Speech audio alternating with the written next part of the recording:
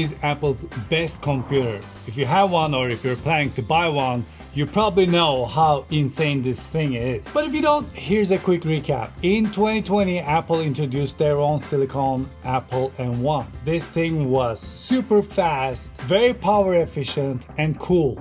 Literally. These chips began replacing the Intel inside of our Macs. And there are generations and versions of these chips. M1, M1 Pro, M1 Max, and M1 Ultra, M2, M2 Pro, M2 Max, and M2 Ultra. As you can guess, the number is the generation, and M is the base model. Pro has more cores compared to the base one, so it's a little faster. Max has more cores compared to the Pro, so it's even faster, and we have those in our MacBook Pros, and they're fantastic. And then there is Ultra, and Ultra is two Max chips connected together with Ultra Fusion technology. So double the Max cores, double the fun. And this insane chip first came with Mac Studio, and it was a game changer. And then they released Mac Studio with M2 Ultra in it in 2023, which was even faster. But then M3 came and passed, and then M4 came, and there was no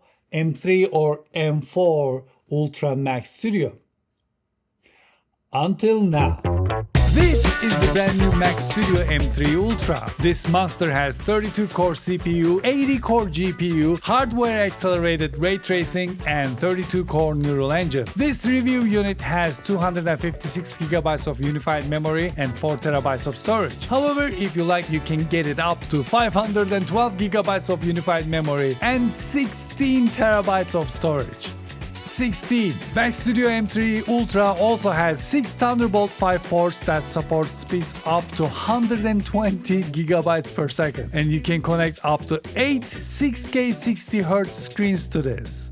Before we get to the tests, I like to mention Apple also released a Mac Studio with M4 Max in it. Not Ultra, but Max. So we have M3 Ultra, which is this one, and then M4 Max, which I don't have here. But what I have is this MacBook Pro, which has the M4 Max in it. So I took the numbers from this device, and you can consider it about how a Mac Studio with M4 Max would perform on its worst day, because this of course has a lot better breathing and it can sustain the highest performance for a longer time. Let's begin with Geekbench. In multi-core score, Mac Studio with M3 Ultra scores the highest as expected. However, MacBook Pro with M4 Max is not far behind. In single-core score, M3 Ultra is behind the entire Apple M4 series. However, when we look at GPU score, Mac Studio M3 Ultra destroys everyone. Mac Studio M3 Ultra can barely keep up with M4 Max and even M4 Pro when it comes to Geekbench AI. In Cinebench GPU test, Mac Studio M3 Ultra is in the lead with no problems. In CPU test, Mac Studio M3 gets a really high score. However, when it comes to single core, it falls behind the M4 family once again. I also ran a 30-minute stress test in multi-core, and the score only fell from 3055 to 3016.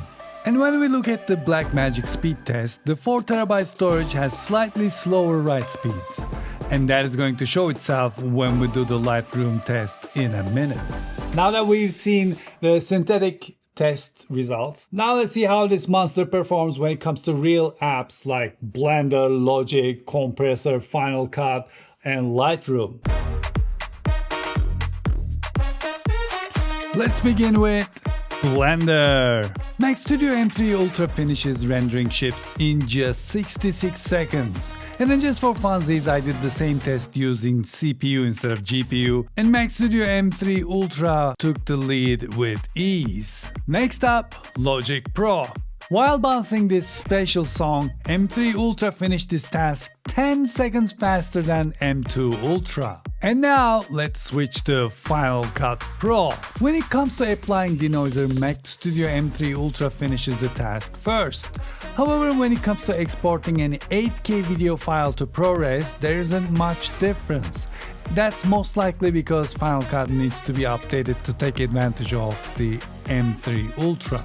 As expected, M3 Ultra has no issues playing a multicam 8K HEVC footage.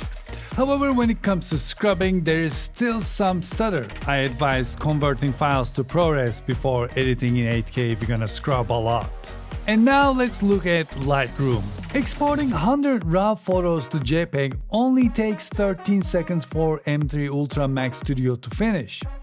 And when it comes to applying edits to 100 photos, it finishes the task in 2 seconds, which is not the fastest, by the way. As you can imagine, when it comes to gaming, I need a screen that supports refresh rates higher than 60, because 60 frames per second is nothing for this computer.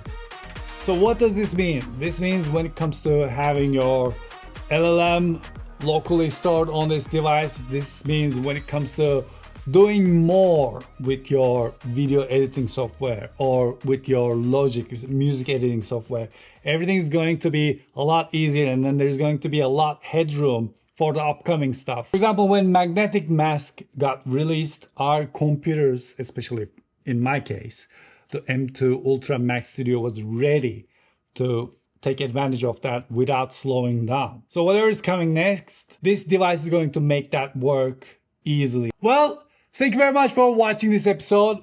What did you think about M3 Ultra Max Studio? Where is M4 Ultra Max Studio? One may ask. What do you think? Let me know in the comment section below. Is this something you're interested? Which one are you picking? Are you gonna pick this one, or are you gonna pick the M4 Max? Let me know in the comment section below. I love reading you guys' comments. And until I see you the next time, take really good care of yourselves. And hoşça kalın.